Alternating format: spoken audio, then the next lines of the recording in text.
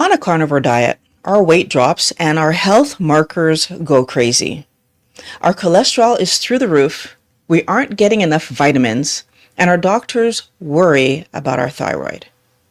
Is weight loss worth the worry?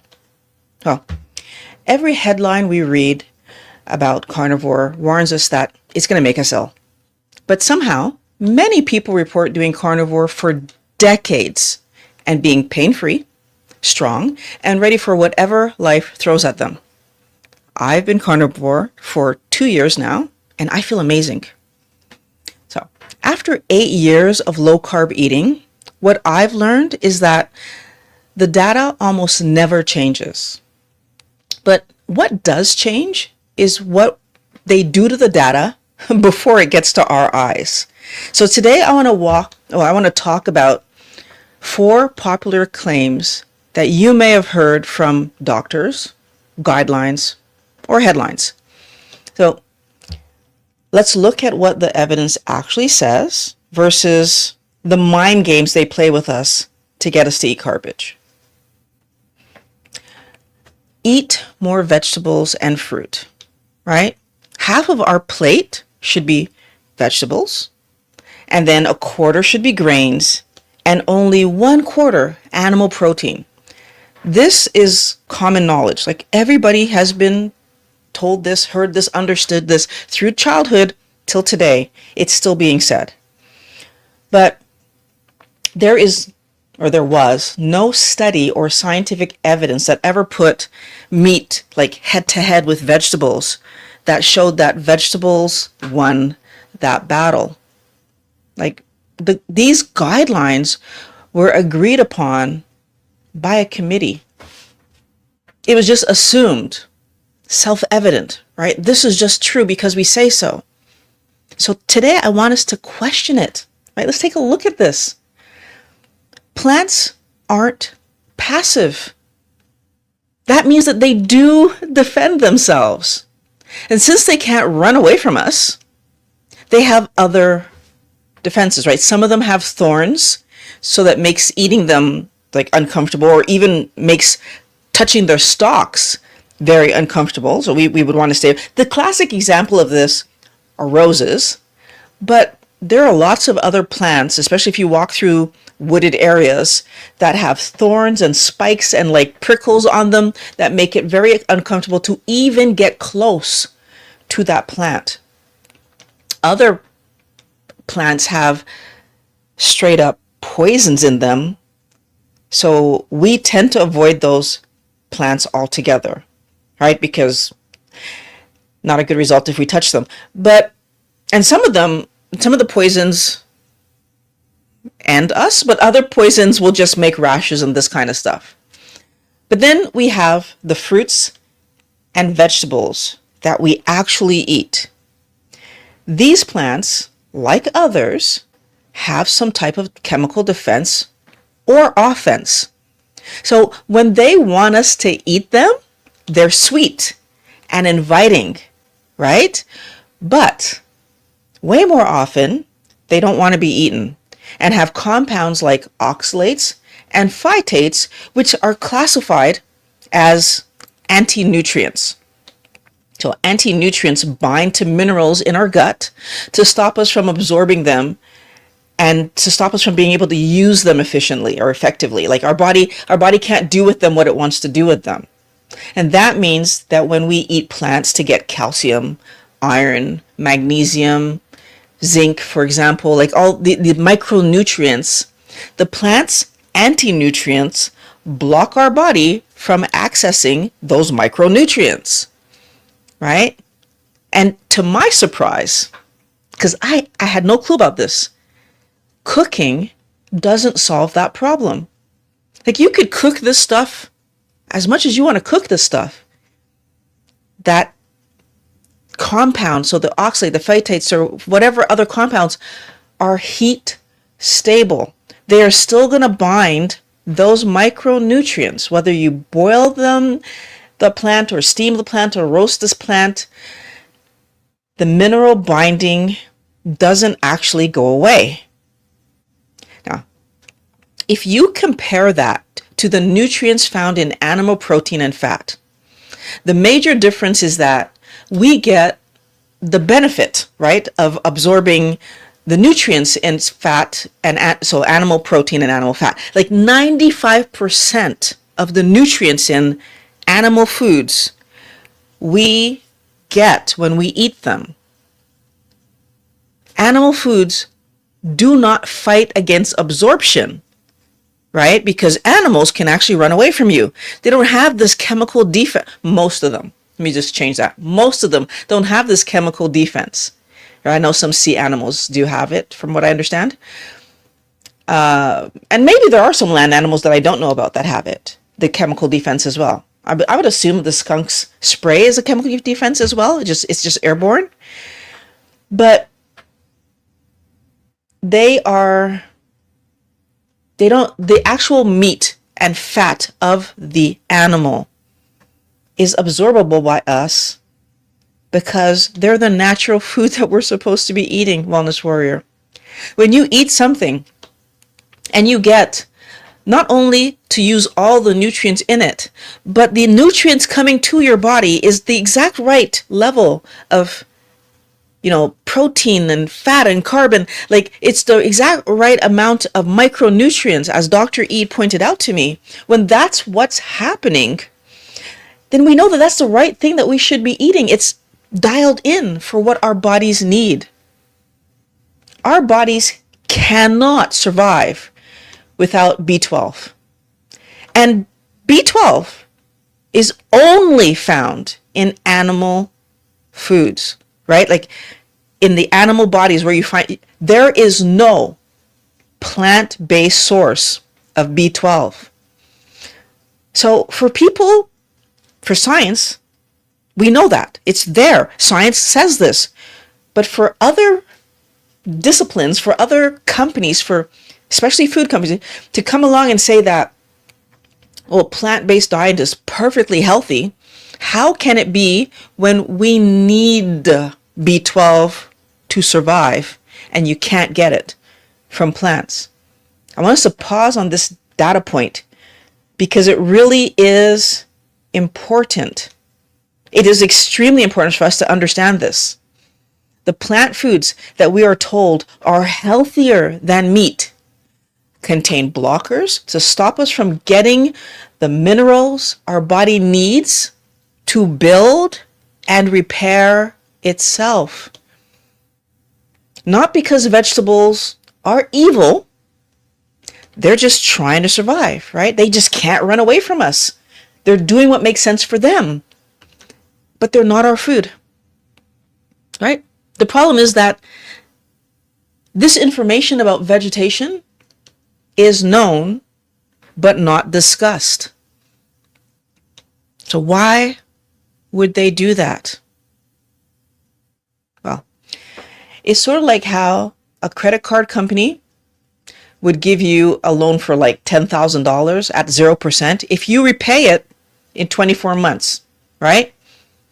No one reads the fine print, but we know that we need to make those payments, right? If we want to keep our 0%, but we don't read the fine print. Make the payments. The loan costs you nothing extra. That's the entire design of that program. It's built to look completely safe.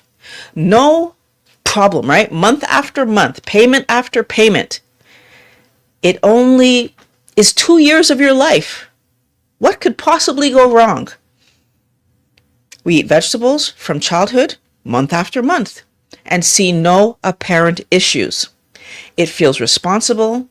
It feels like a safe choice.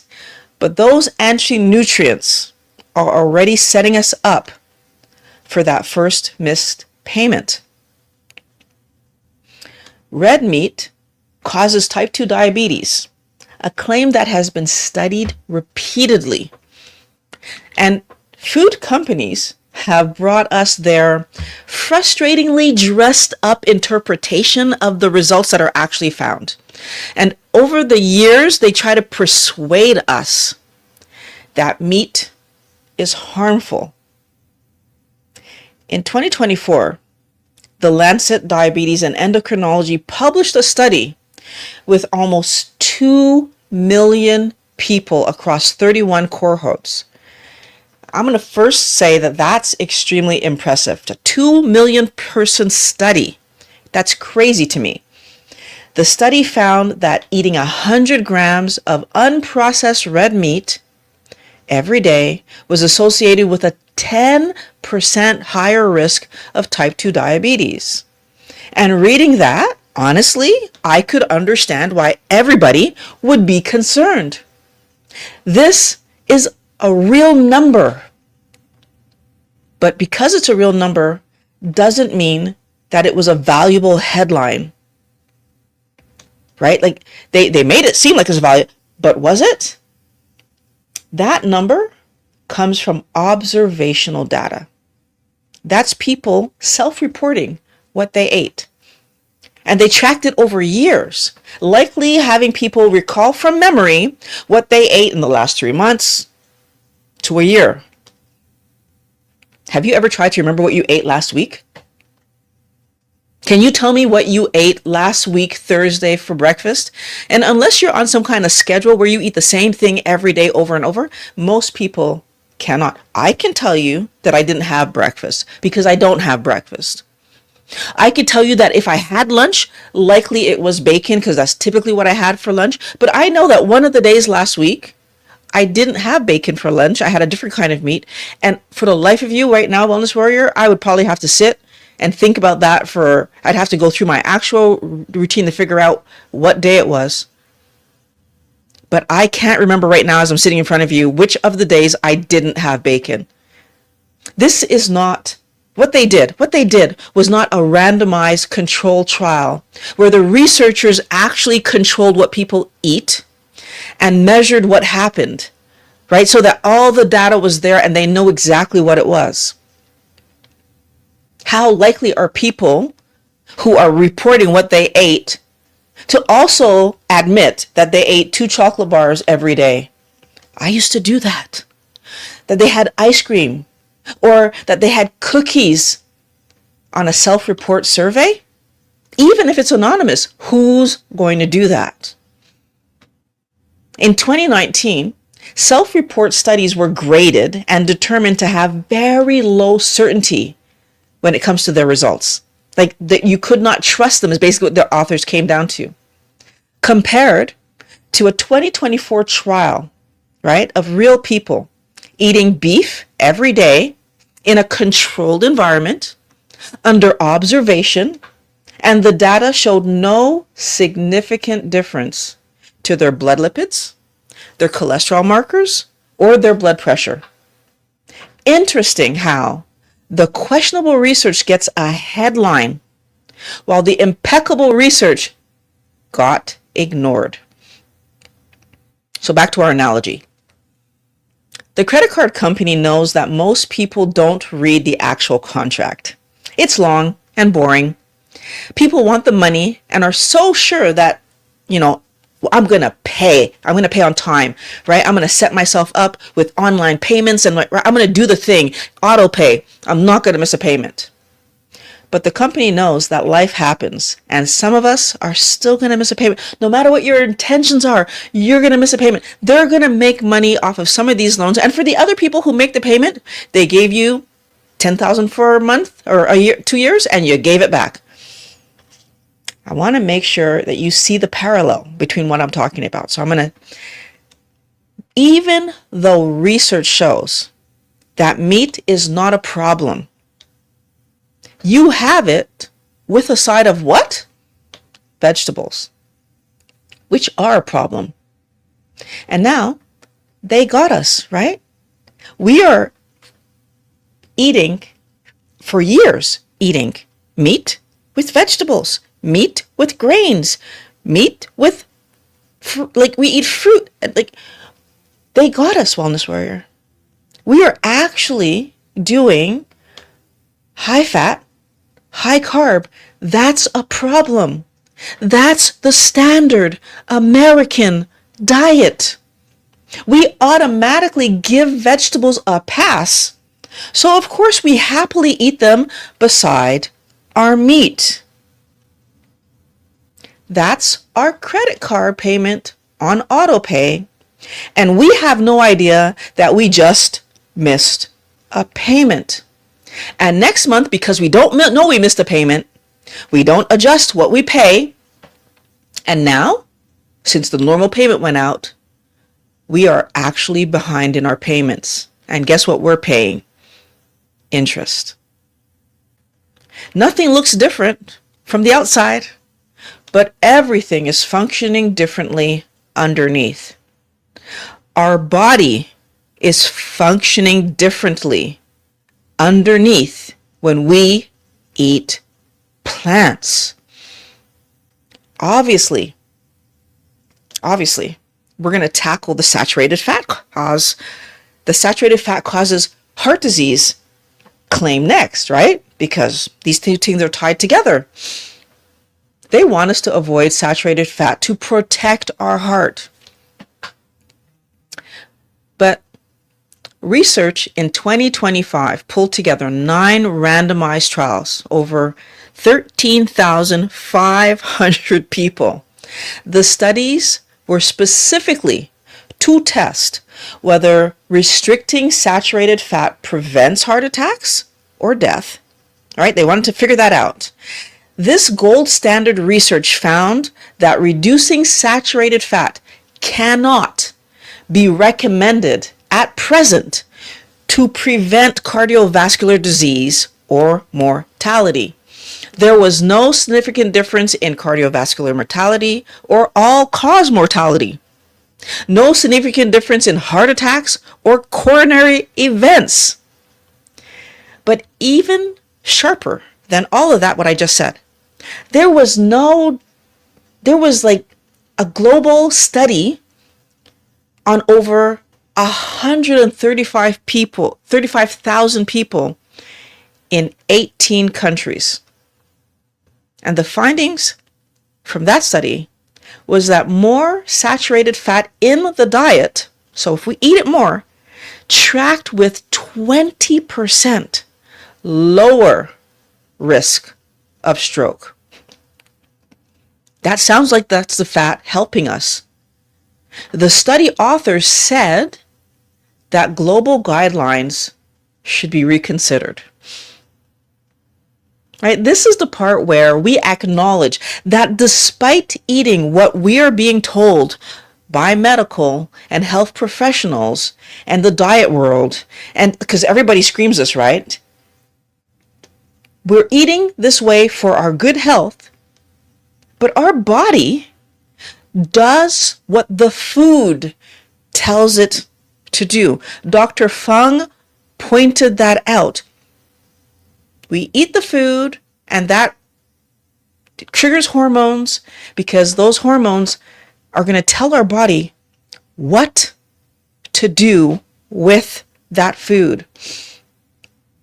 After 24 months of making that $416.67 credit card payment, you're shocked to learn that you still have several monthly payments of $680 to make. And no, it's not an error.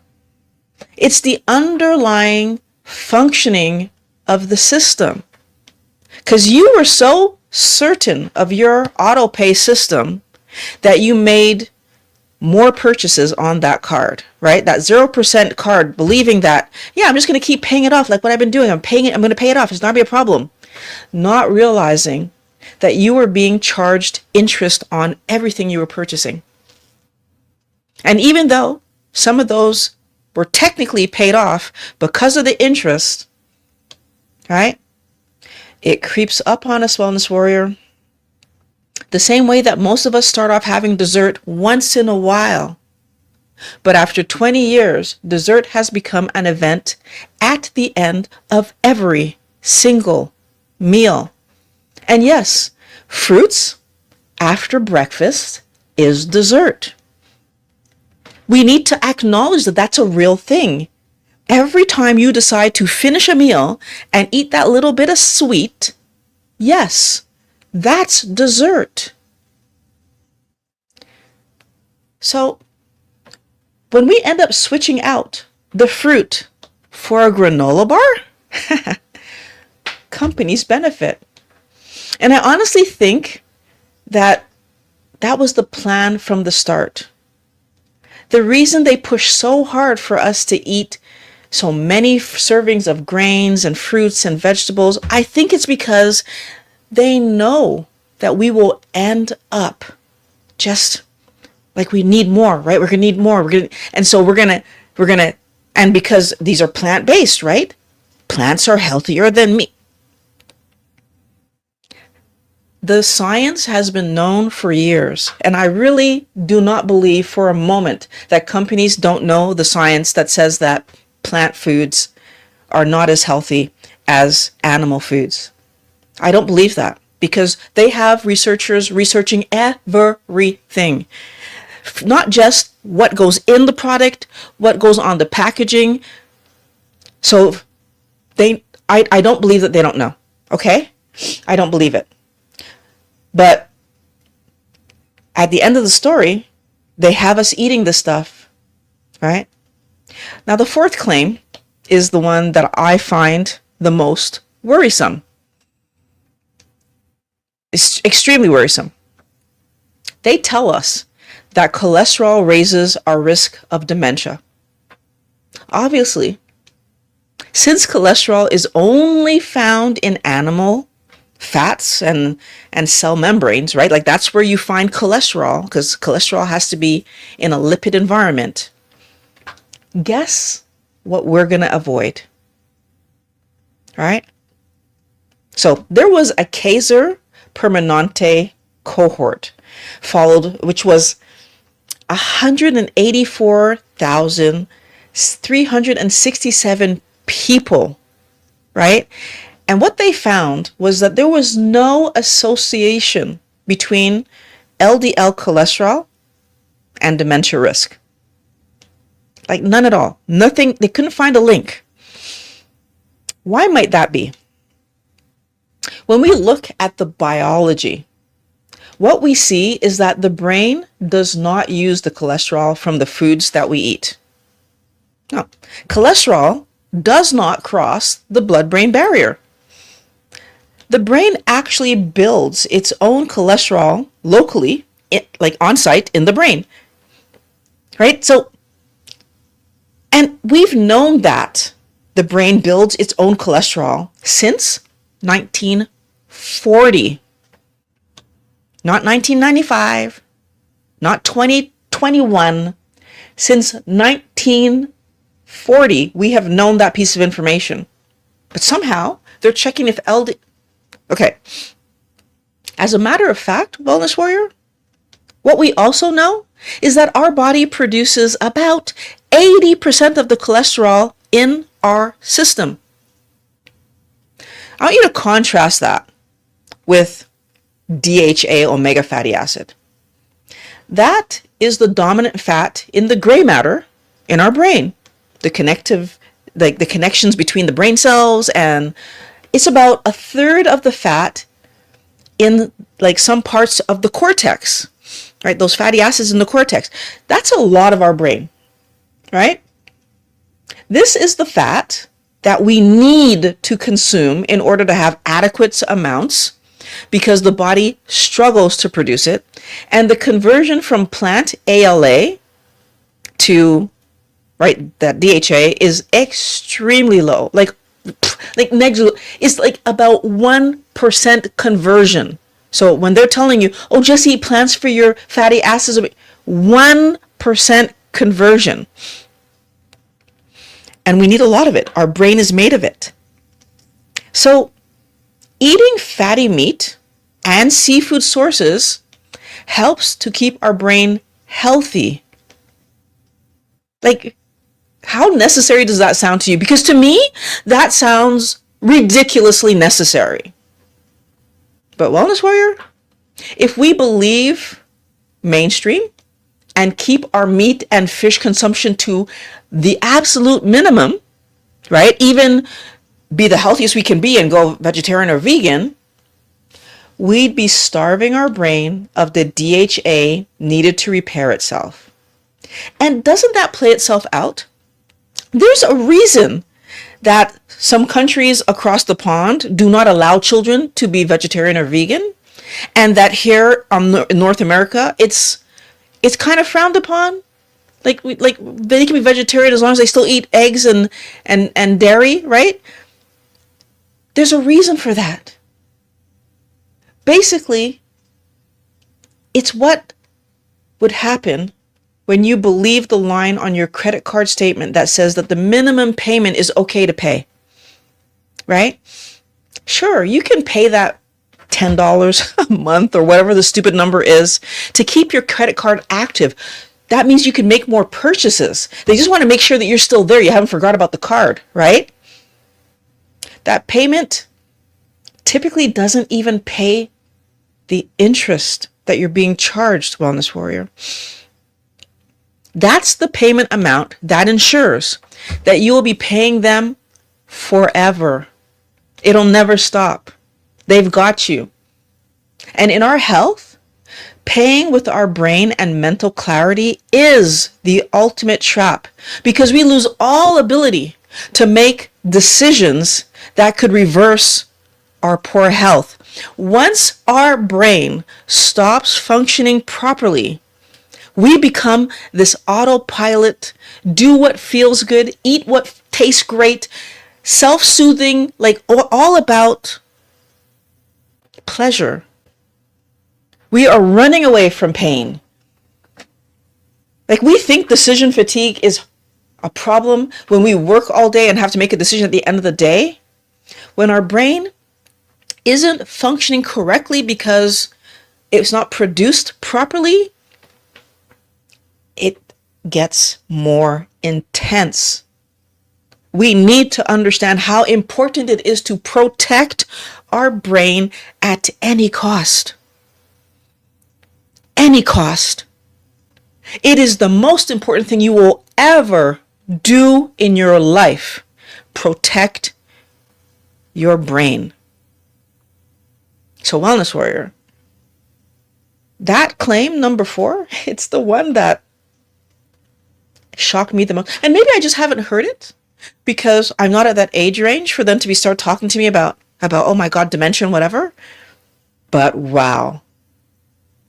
The fact that we've known since 1940 that our brain produces its own cholesterol, but they're going to try to scare us away from cholesterol, that the rest of our body still needs, by the way. Our body makes somewhere between 800 and 1,000 milligrams of cholesterol daily because we need it.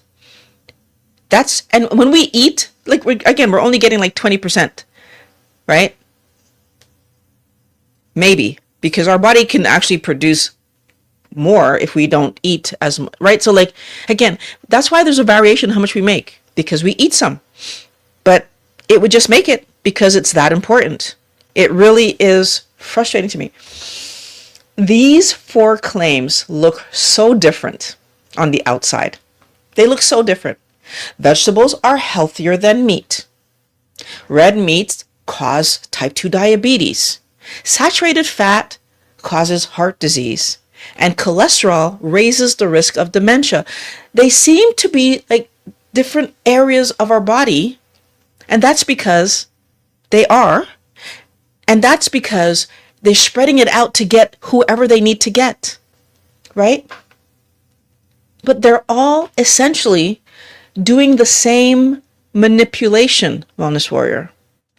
They take a real data point and draw the wrong conclusion to force people who've stayed away from standard American diet to come back to the fold. Come over here. Come back to the family. Come and eat like us so you can suffer like us. Right? That's what they're trying to do. And if you don't know, then you'll get pulled back in. Good health isn't that complicated. I mean, the stuff that they found out in the 1940s, the 1900s, the 1800s, they figured out so much stuff about how the body functions, what's good for us, what's not good for us. They've known that we need micronutrients and which particular micronutrients, whether it be salt or iodine or calcium. They figured out all this stuff so long ago. And because it's not that complicated. But yet at the same time, we live in this world that's trying to make us believe it's so much more complicated because people eating healthy food is not profitable. That is the bare bones bottom line. When we eat meat, fish, poultry, eggs, and salt, because that's what's healthy food. If I'm not being clear enough, in my opinion, that's what's healthy food. Everything else that you eat ever is for entertainment. I used to eat rice, and I used to eat French fries. So fruits, well, I didn't eat fruits, but vegetables. Like so, and I mean French fries. I'm calling French fries a vegetable. It's a root vegetable, but it's probably one of the least advantageous ones to eat. Are any of them advantageous? Again, you see how it even comes out of my mouth? We are so programmed to believe that vegetables are advantageous, that meat is not. You know what, Wellness Warrior? Every single day, I fry my meat. Every single day. Why? I want to add more fat to it. Whether it's a fatty pork chop, I still fry it. A chicken with the skin on, I still fry it. Well, also because it tastes great. I fry it. I fry it because why not? My body needs the fat. My body needs the protein. And by the way, I fry it in tallow, butter, or lard. Or a combination of the three, depending on how to mix up the flavors. Bacon grease sometimes. Why am I doing that? Because it's healthy. My weight has remained the same. If fat was going to make me fat, I've been frying my meats for the last 8 years. If fat was going to make me fat, I'd have gained weight by now. Yet this is the only time that I've ever in my life lost weight and kept it off. Wellness Warrior, we need to stop letting them spin our minds around on the foolishness that they tell us about plants, on the lies they tell us about meats, on the stories that they tell us so that we'll be inclined to believe that packaged foods, packaged processed foods are food. They're not. What we need to do is eat real food. Meat, fish, poultry, eggs, and salt. Every single thing that you eat that is not that, you're eating for fun. Now, if you're new here, I have a free course on how to do keto linked in the description below. And yes, keto does involve eating vegetation, but it's not advised to go straight from standard American diet to carnivore. Oxalate dumping can happen. Your struggle will be harder. It's just not advised. You've lived most of your life eating dangerously. So to change slowly and do it right and know that you will stick with it long term, because again, this isn't something that you're doing for a minute. It's the way that you'll eat to keep yourself in the healthiest possible position so that you can do with your body whatever you want to do with your body, so that you can think clearly, so that you can live an amazing life in a healthy body. So that means feeding your body the right thing every single day. Every single day. This is not about willpower or about discipline or about forcing myself to do anything. And it bothers me when people say that to me. This is about common sense. If I'm eating packaged foolishness, like these things especially, but also pasta or rice, if I'm eating things that my body doesn't look for, but I'm calling it food and my body's calling it dangerous, then I'm making a mistake. That's what I'm doing, right? So common sense said to me when I learned what I learned, well, then eat real food, Violet. And as I learn more, I adjust more. That's why I started out keto, but then I learned more, and now I'm carnivore. Because what I realized is that even lettuce has things in it that my body is not looking for. Because that's the nature of plants. Now, eating properly is about understanding what to eat. Take the course, understand what you're doing, do your keto lifestyle, get yourself on track, feel better. That's the part I love too, because on keto, I felt amazing. And if I had stayed there, I'd probably still be feeling amazing. I feel amazing right now. Why? Because the more you take out the things that cause problems, like on keto, once in a while, I still get bloated and whatever. That doesn't happen anymore. That is gone. It's gone.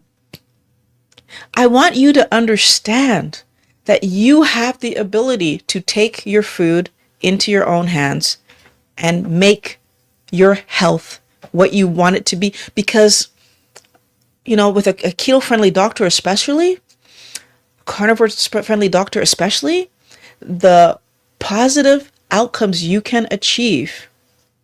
And if you're taking medication, you need to do this with a doctor, by the way. I just want to point that out. Because when you change your food, the impact of the medication will change. That medication is going to be way too strong really fast. Right? And I know that because I've read a lot of things with people talking about it. It's not fun. If you go the other direction too far, it's also problematic.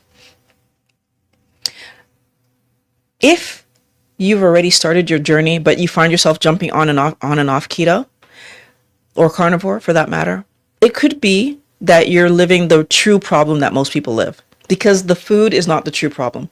We know what to eat, right? We're told we know, we can validate, we can verify, low glycemic. The truth is only thing we need to eat. And that's why it's so simple. This is why I no longer think this is about willpower or struggling with, I don't think there's anything about discipline. The real reason I'm telling you that this has nothing to do with that is because what we need to eat is so simple. Meat, fish, poultry, eggs, and salt. We know that. The problem is that emotionally, we've become attached to eating fun things, eating for entertainment. We've become attached to that. And so therefore, every time that we see these fun things, we give ourselves reasons to eat them. Whatever the reason is, Wellness Warrior, it's not as important as the health you're trying to accomplish. So if you're doing keto, but every once in a while you let yourself have a chocolate bar or cookies or ice cream, think about that. If you're doing carnivore and every once in a while you let yourself have some kind of vegetation, think about that. At the end of the day, it's your health that matters. And right now is your opportunity to get your health back on track so that your body can heal itself, because that's the other thing that is amazing. Our body can actually repair. Something that's not spoken about. Every time we get a condition, we're told that we have the condition as if it's a final end of story. Oh, you have to live with this now, when that's not reality. Every single day, our body is rebuilding itself. Every single day.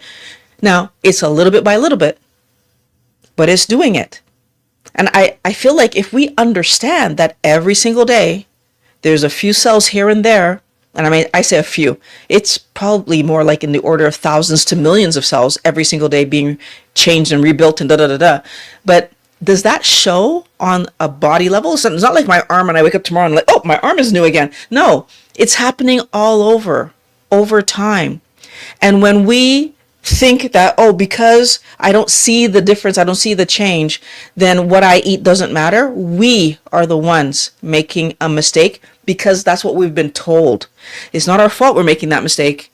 I'm trying to tell you right now that what they tell us, that our body can't repair itself, is absolutely not reality. It's not. Will it take a long time? Yes. This is why I'm saying start now. When you have nothing showing that's broken, let your body fix what it knows is broken that our tools can't tell yet are broken. Because as smart as we are, and as much as we figured out since the 1800s, 1700s, probably since 0111, with all of what we know, we still don't fully let ourselves understand that our body knows more. And if we stop bringing in garbage, our body will fix what it can fix and get us back to the best possible place it can. But you need to understand that so that you stay on track. Now, I'm also going to encourage you to watch the video I have linked in the description. It's called Watch Next in the description. That's about fruit, because you're going to want to understand why we shouldn't be eating fruit at all. As I feel that's another way that they trap us, right? Because we eat fruit, and then the fruit leads us to want other sweet things, and then we want the chocolate bar and the ice cream. But I go into much more understanding of what eating fruit does, because it does a bunch of stuff. It does a bunch of stuff. And in my opinion, eating fruit and any sweet vegetables. So I put peppers in that category. Any vegetable that tastes sweet goes in that same category. Check out that video after we do this live stream. Not live stream, but this our chat, because I want to hear what you guys have to say on this topic. And first, I wanted to say I'm sorry that I was late this morning, but my computer was not cooperating. I probably need to get a new one, but that's not happening anytime soon. So I am extremely excited to see you here. Hello, Patrick. Thanks for sharing with them why I was a bit behind. So let's see. What I would love for you guys to do, by the way, what would help me out a lot, if you found what I spoke about today helpful at all, share the video. Even if you just share it to yourself, that gives YouTube a signal that this was valuable content. And if any videos that you watch of mine that you find valuable, share them. I think that's one of the biggest ways that we can help more people to get the information that I'm trying to give them. Because as I told you, I have a goal to help 1,000 people get their health back. I want to know with certainty that I touched the lives of 1,000 people. So, and I can only know that by getting the feedback, right? For them saying, yes, Violet, you helped me. And I'm going to keep going, and I'm going to keep going until I have that list of 1,000. Right now, I'm like under 100. I'm like at I want to say 60 something. And you can't imagine how proud I am to know that I've helped 60 something people, because I was helped by Dr. Westman and Dr. Berg and Dr. Fung and Dr. Barry. Those are the first 4 doctors that I found that completely turned my brain around and made me understand that I needed to eat healthy starting now.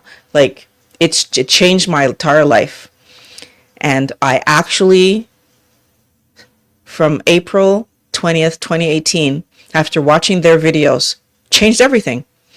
And I'm sitting in front of you 8 years later at healthy weight. And the funny part to me is not just at healthy weight, the same healthy weight. Like I'm not fluctuating like 10, 20 pounds like I used to before. My weight moves like 2-3 pounds up and down, which is normal, right? That's just the normal variation from living, right? Sometimes I'm working out a little more. Sometimes I'm working out a little less, right? That is amazing to me, because what it shows me is that all the things that they were telling me about food weren't real. All the things that they were saying about, you need to exercise to do, so by the way, I only started working out in January of this year, so 2026. 7.5 years before that, I wasn't exercising, still at goal weight that entire time. So honestly, Wellness Warrior, what I want you to do is understand this information, use it for your benefit, and then let me know that you've used it for your benefit. I'm going to add you to my list. I actually do want to make some kind of something for the back there to show the people so far that I have helped, because I'm ecstatic to put that up. And again, I feel like we all need motivation, like something in our head that makes us say, you know what, this is great to do. Making these videos, I want to help as many people as I can. Eating for my health, I want to feel as amazing as I can, right? Like feeling good keeps me on track.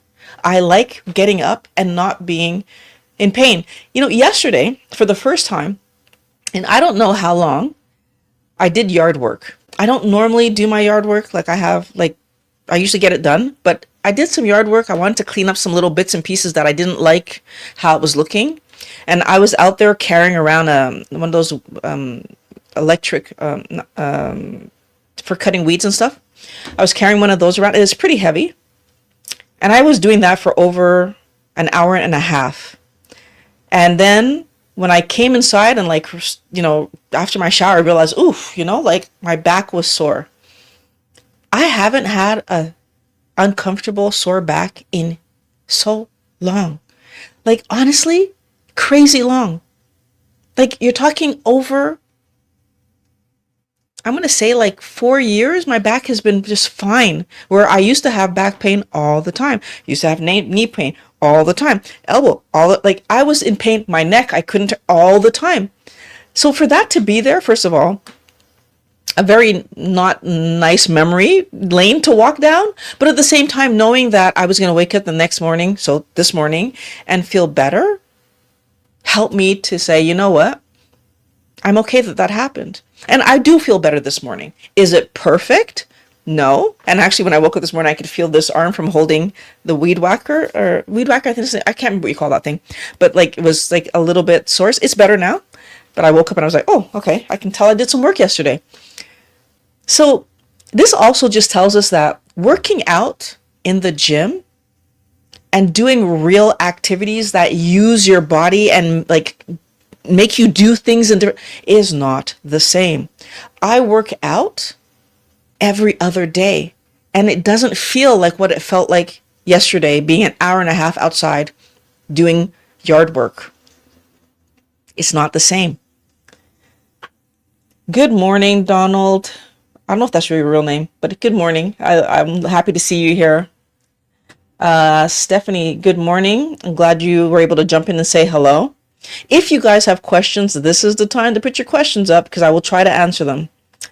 Watching from the UK, terrific, Yellow Rose 803. Thank you for watching from there. Let's see. Good afternoon. Just okay. Hello, Violet. Bean Long. Hey, Mike. How you doing? How you doing? Was off everything because I lost my. Oh, I'm so sorry.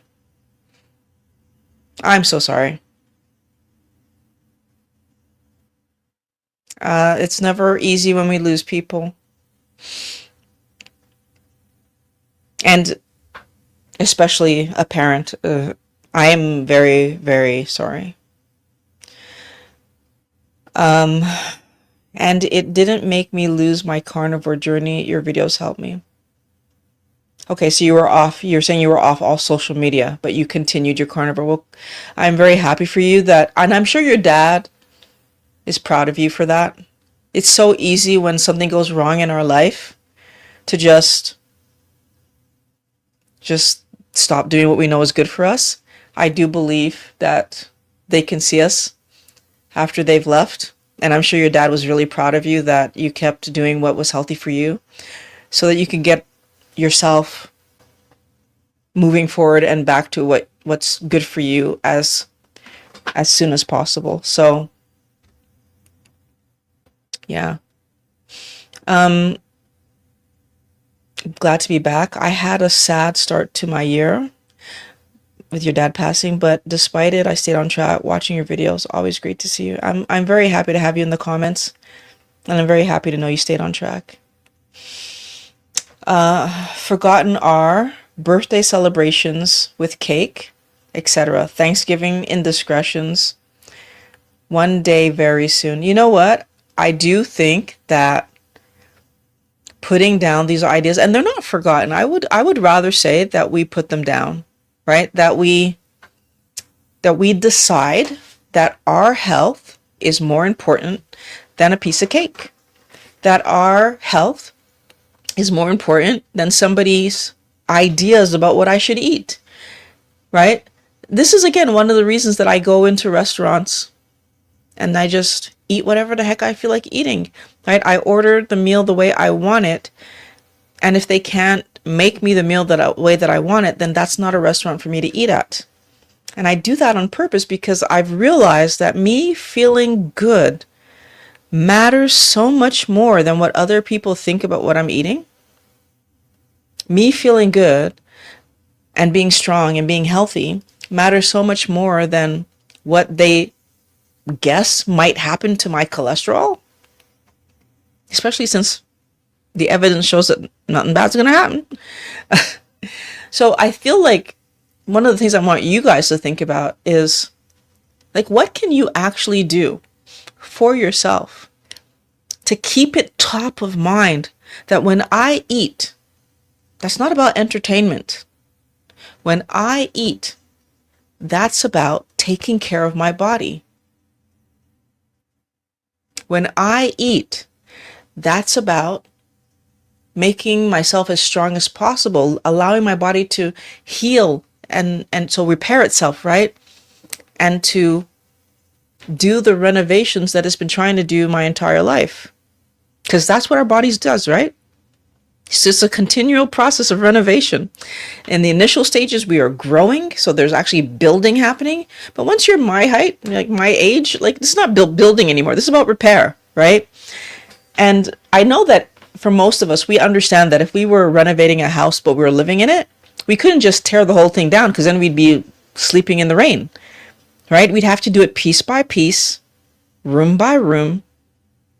And that's another thing. We would try our best not to do it in a way that stops the house from functioning. Our body rebuilds and repairs us in a way that ensures that we don't stop our body from functioning. That's what we need to do.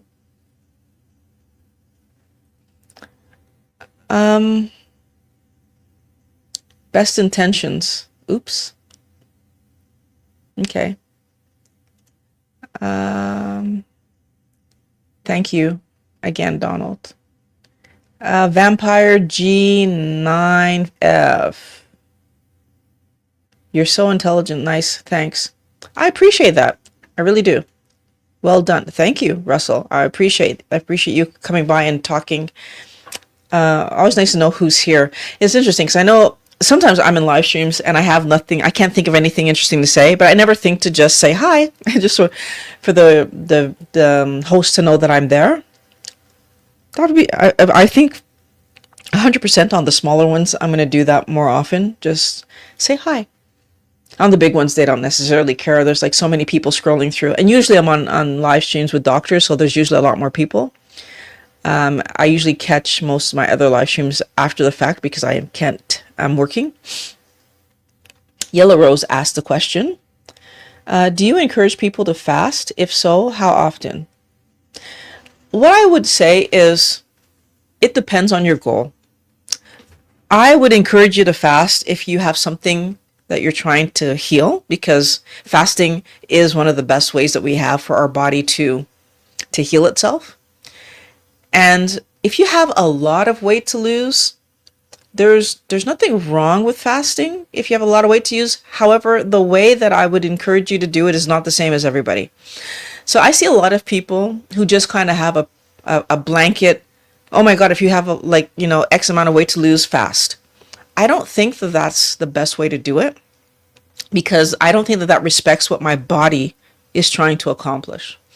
So what I would say is, first and foremost, if you think fasting might be something that you're interested in, the number one thing that I would tell you to do is to Eat only when you're hungry. And that's hard for a lot of us to do because a lot of us are on a schedule for work that doesn't afford us the ability to eat whenever we want, especially if we can't eat while we work. You know, people working, for example, if you're working in a department store or some kind of factory, right? Like people working at a desk can sometimes get away with it because they can just kind of eat while they work. But when you're talking about people that work in a position where they're public facing and they can't do that, then that makes it a bit more tricky. Now, in some environments, you can still make it work. For example, I used to work in a daycare in my previous life. And when I worked in the daycare, there were different lunch shifts. And of course, most people want to do lunch at lunchtime because that's the convenient time. You've had breakfast at a certain time and now you're hungry at lunch. For me, when I went carnivore, that environment would have worked because I could have just asked for the second or the third lunch, which nobody ever wants. Nobody wants to eat that late. But what I experienced when I was doing when I was doing keto, not carnivore, that's when I first started the diet, when I was doing keto, once I got fat adapted and it really was following when does my body say to eat the meal, it started to be later and later and later in the day. And so doing that 12 o'clock lunch would not have worked for me. I would not have been hungry. I wouldn't have wanted it. Since most people want that early lunch, I probably would have been fine to be like, anybody wants to take that lunch, just fine. I don't want it. I'll take the second or the third lunch. And that would have helped me a lot. So the first part is get yourself used to eating when you're hungry and only eating when you're hungry. And what you'll see is that most people at some point get to a place where they're eating one meal a day. And I honestly feel like that's when you are in the best possible position to start fasting.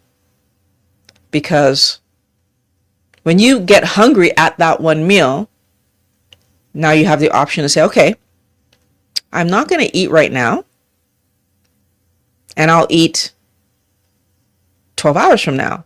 And so theoretically, I would encourage you to make your one meal the dinner meal. And I know there's all this talk about, oh, we shouldn't eat late in the day, whatever. I'll tell you once for you, I've been doing this for 8 years. My one meal has always been my dinner meal. And I had no problems with it.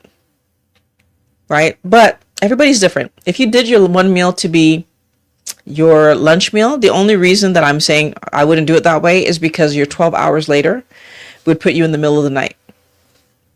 For the first fast that you do, just doing a nice little 12 hour, so supper comes along, I don't have my supper, and I let myself, like, I'm going to be hungry for a little bit, but then my body's going to kick in and pull some energy from me. And then when it does that, I'm likely going to make it till the next morning. Now, when you get to the next morning and you wake up, that's your opportunity to assess. Because one of two things is going to happen. You're either going to wake up and, like usual, like how it had been for most of your time, you wake up in the morning, you're not hungry because it's morning time, you woke up from sleep and your body's fine, and you get on with your day and you have supper at the normal time. Or you wake up and you're hungry. In that case, eat something. Or you wake up, you're not hungry, but maybe at lunchtime you're hungry a little earlier. You might decide to eat then. Or you might decide to try to make it till supper. My point is, it's that first 24 hours where you really see, like, okay, what does it feel like to be hungry and not eat? Versus what you did to get there, which is I just ate when I was hungry and my body kept pushing it back, pushing it back, pushing it back. They're two different things, right? But I'll tell you that I think the reason that I was able to fast, and I was doing it like so personally, and I was doing it because it was convenient to me. So let me just start there. I was already at goal weight, and I didn't know that there was anything else to clean up at that point in time. I was purely doing it because it was easy for my life.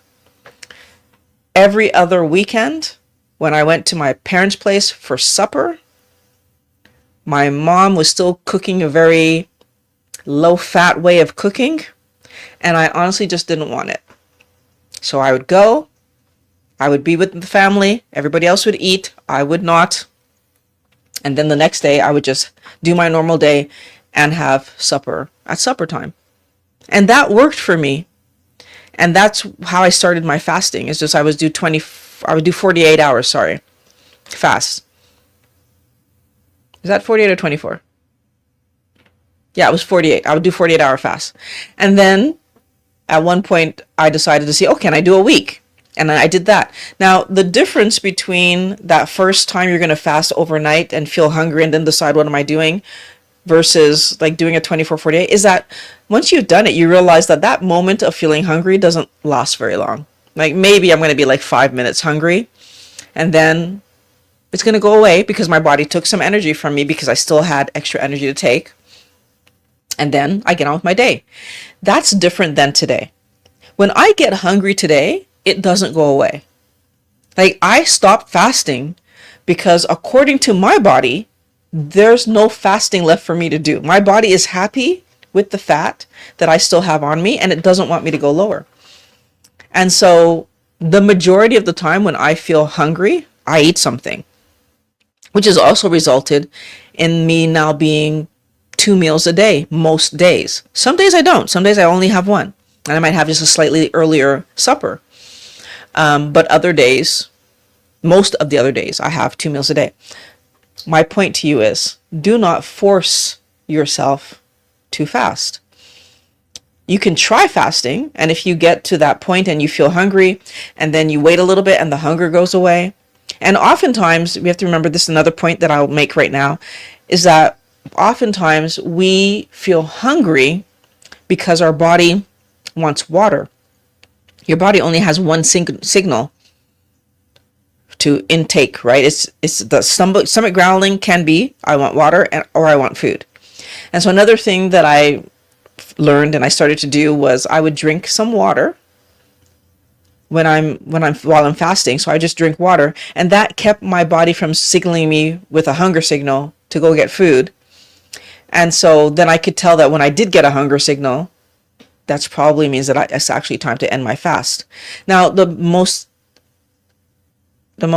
obvious way to end your fast, to know it's time to end it, is that you get a hunger signal and maybe it goes away. But if it comes back in less than half an hour, that was a real hunger signal. That means your body went and it didn't go and get food from you. It's like it's even though it might have got a little bit of energy from you, it's waiting for you to bring in food. It's like it's truly asking for food.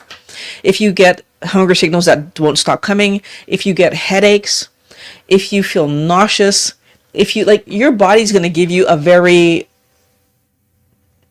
obvious signal to eat something. Go eat something. Don't mess with that. I think that people try to push the fasting because they think it's going to force weight loss. And the truth of the matter is, you don't want to force your body to lose weight because that always ends up with rebound weight. You want to allow your body to lose weight. And that was a very long answer to a very short question, but I hope that makes sense. So I don't have a specific number of days per week or times per or frequency for you. I think that pick a time that works for you. And I would first start with just trying it once and see how it works. And then if it's okay for you and oh, by the way, refeed syndrome. I almost forgot to mention that. It's important that when you bring food back, you bring it back carefully. I always started my refeeds. Well, once I learned about this, my first one, I didn't do this. I didn't know it was a possibility, because refeed syndrome is a syndrome where you don't have any energy coming in, any nutrients, any micronutrients coming in. Your body adjusts to this belief that, oh no, we're in a problem. And then you eat a bunch of stuff and your body's like, oh no, a bunch of stuff came in, and your body's in shock. And it can be, in the worst case scenarios, it can be something that takes us out. So we don't want to do that. I always started with bone broth whenever I did fast. Once I learned about this. So bone broth first to get the micronutrients in. And then that first day I would have something really soft, like eggs for supper. I would have eggs because that's the easiest thing to get down. I just have 8 to 12 eggs, and it's very filling. But also very it's not hard for my body to process. And I wouldn't have any vegetation on those days. Thank you very much. Nice to see you in the chat, Archie. Let's see. Oops, what just happened there? Oh, okay. Willie Naney? You motivated me to finally drop dairy, and my skin issues almost did a complete 180. Thank you for sharing that. Most people don't know that dairy has other impacts on us. My skin is still healing. Next on the list is my oxalate filled black coffee. Haha. Well, Willie, I'm going to add you to my list of people that I've helped because you just said that I helped you to figure something out. So thank you very much. I'm very happy to have another person on there. Let's see. I will have to rewatch this episode. Just getting off work. Oh, okay. I'm thank you for rewatching. I hope that it helps you in some way. And if you find it interesting, please share it. And, more comments in the comment section will be very much appreciated. Everything helps. Been following you for the last 5 years, started on keto and then switched to carnivore. Best decision ever. Real food doesn't make you fat. People listen to her, please. Yes, I mean, not the part about listen to me, but no, real food doesn't make you fat. It's crazy to me how they've tricked us into believing that eating real food, healthy food, the food that we were meant to eat is going to somehow just ruin our bodies and cause us pain. It's not reality. Let's see.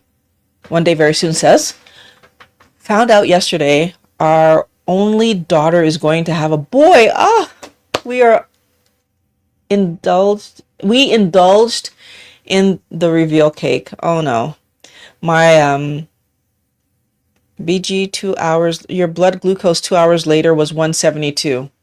My fault. First grandbaby arrives December 1st. In December. So I feel there's two things that I'm going to point out, and it's hard because we've been trained to believe that when we celebrate, we must eat something. One of the things that I did at the very beginning, when I was still new and so I didn't understand all the information, I'm clarifying there. I would travel with nuts. So again, back when I was eating nuts, I would travel with nuts, and I would travel with like either bacon or sausage. I would travel with something that I could eat, or even eggs. I'd boil eggs sometimes. I would just travel with something that I could eat if I got peckish watching everybody else eat stuff. Nuts really did help me in that scenario because I was still eating nuts. I didn't know that they were a problem at the time. I hadn't had my interview with Dr. Eid yet. So I was still eating nuts, and that was easy because chips and whatever was around me, but eating nuts was easy. Like it felt like I was snacking too, right?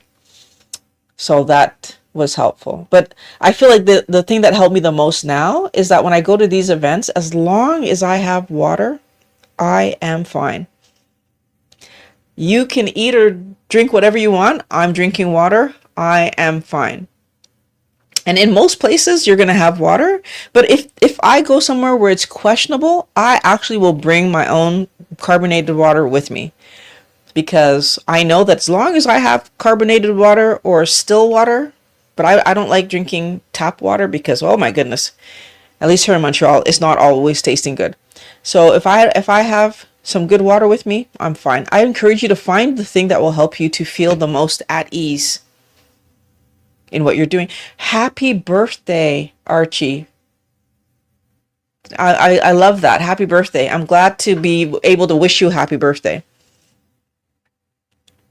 And I see you getting other wishes in the comments as well. That's really cool.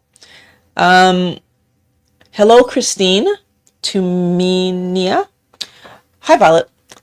Yes, you've helped me. Oh, thank you for letting me know. I'm going to add you to the list. I found you while going through a program of Dr. Westman. Love that you're straightforward with your information. Love it. Thank you so much. Perfect. By the way, Carnivore, Ketovore, since November 2024. It's been difficult to remain 100% carnivore.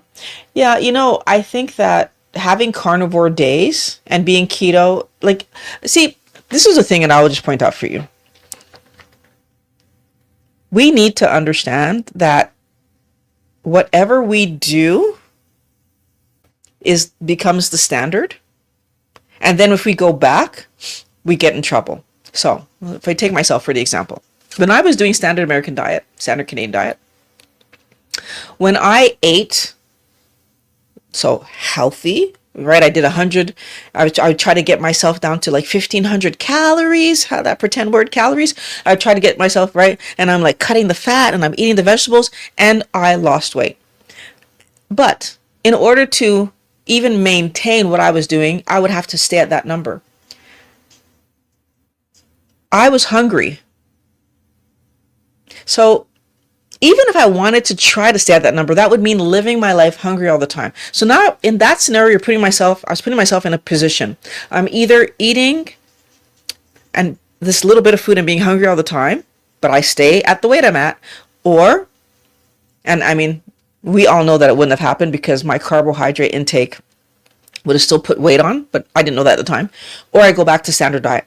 I always ended up going back to standard diet because I couldn't stand being hungry all the time.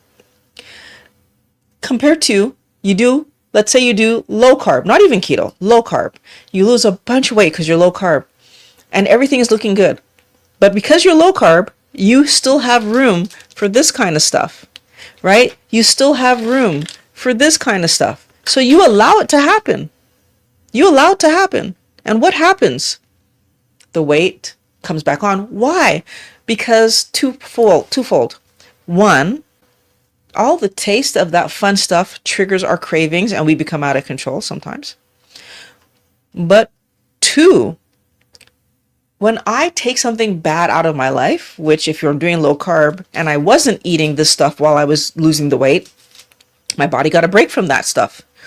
When I bring it back, my body is going to struggle because the toxin is coming back. It's not just the fact that there's carbohydrates in it. There are other chemicals and processings that are happening that are interacting with my body. If you do keto and then go back to low carb stuff, if you do carnivore and then go back to keto stuff, you need to understand every time you level up and your body gets a clean landscape, and then you start putting stuff on. It's like you clear a table and you wash the table and everything's nice and clean. And you're like, oh man, I love how clean this table is right now. And then the kids come home and they throw their books on the table. And your spouse comes home and they throw their purse or their briefcase on the table. And the mail comes in and we throw it on the table. And eventually that nice clear table is full of stuff again. And it's annoying you again. And it's frustrating again. We need to understand that if we say we're doing something, then we need to do it. So I would encourage you, don't go up to carnivore until you're ready to go to carnivore. Just stay really low carb keto. That's fine, but stay there. Like actually stay there. Don't keep jumping up and down because it's the up and down that's going to make your body react. Because you're going to go weeks without having something and then there's an event and you eat something and next thing you know you're in trouble. And by the way, what I am saying though is that the cake incident, was that you, the cake? But yeah, the cake incident, that's not about,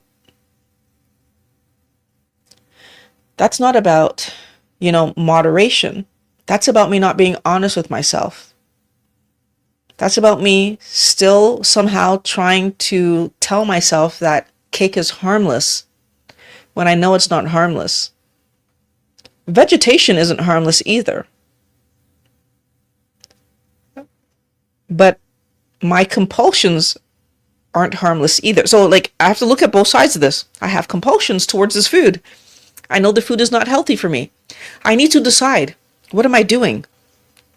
But if I allow myself to keep acting like the compulsions aren't real, then I end up eating the thing because I'm not letting myself understand that this is not me wanting to eat the thing. I know this is not healthy. This is my compulsion pulling me towards it. I need to be willing to understand that I'm out of control, right? Just like all the other junkies that are doing whatever their thing is. Mine is sugar. And if I don't understand that I'm out of control, I keep acting like, oh, it's just a piece of cake. It was just a chocolate bar. How many chocolate bars pulled me down a rabbit hole back in the day? A lot of them, right? Because I tried to stop eating chocolate a lot of times. Like a lot of times. Always ended up eating it again until now. Because now I know it's not food. It's not for me to eat. So I don't even touch it.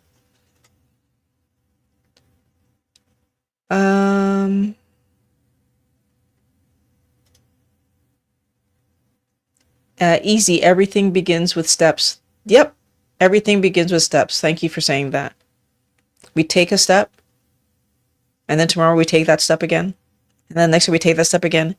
And we keep that same step. So it's the same step, right? Every single day that I woke up and did carnivore was every single day that I woke up and did carnivore. And then when I decided to do even lower carb carnivore, every single day that I woke up and said I'm keeping it under 10 was every single day that I kept my grams of carbs under 10.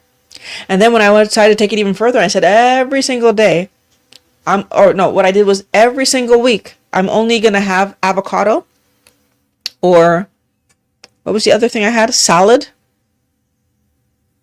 or olives. So the olives and avocado I would have at home. So that was once per week, olives and avocado. That's 2 days. And every other weekend I was having a salad. So that was 2.5 times per week that I would have vegetation. And I did that for months on end. Actually, I think I did it for like 3 years. Until finally, 2 years ago, I decided that I was doing carnivore. And every single day since then, I've done carnivore. It's a step, right? But every day you take that step. Commit to one step. And then take that step every single day until it's second nature to you. Until you say, like, I don't even have to think about it anymore. If someone offers me any kind of anything that I don't consider food, which is basically, if it's not meat, fish, poultry, eggs, it's not food, I say no. Why? Because that's not food. I don't eat non-food things. That's me. What are your non-food things that you're no longer eating? If you had put cake in the non-food category, you probably would have said no. Let's see. I just came off 72-hour fast. Okay, but just in time to have a nice steak dinner for your birthday, I'm assuming. Thank you so much. More than happy, Yellow Rose, to be talking about this topic today. More than happy. I added dairy back in to stop losing too much weight. Out of Greek yogurt right now, so fighting to stay away from that aisle. DH loves 4% cottage cheese. Guess we need to stop. So what I would say is that if you want to gain or stop losing so much weight, because I had that issue, rather than add dairy, why not add fat? Like, that's the question mark I have. If you eat dietary fat, your body will use less of your body fat because it's there, it's accessible, it'll use it. So, and I do understand where you're coming from, because for the longest while I was not comfortable with my fat loss. I felt it was making me look sickly. And so I did allow myself to add fat to my diet. Do I add any fat to my diet right now? Like, I fry everything, so I guess that's technically adding fat, but I was doing that from the very beginning too. And I was still adding fat to my coffees.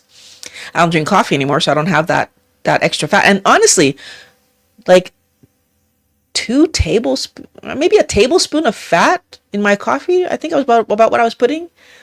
Yeah, about 15 grams. Yeah, like a tablespoon of fat in my coffee was more than enough to keep my fat level stable. Like, I was not losing anymore with just 1 tablespoon of fat.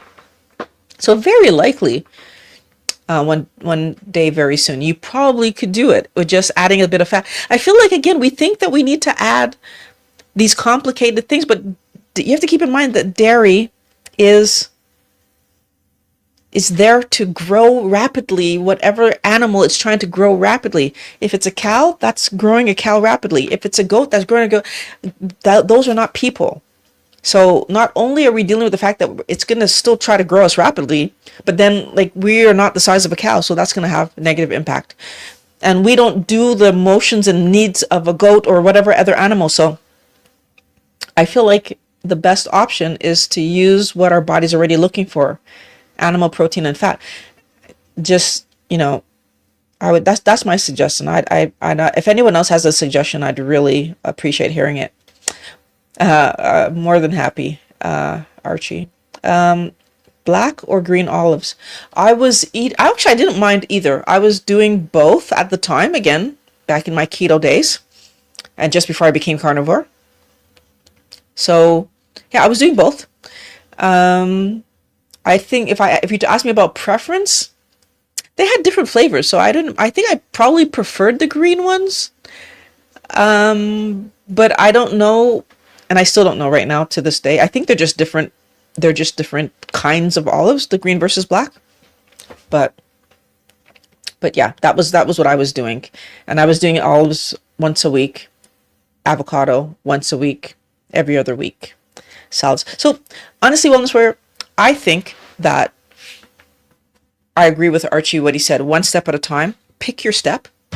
Do it until it is second nature, until you can do it in your sleep, and then pick a new step. Do that until it's second. So honestly, like,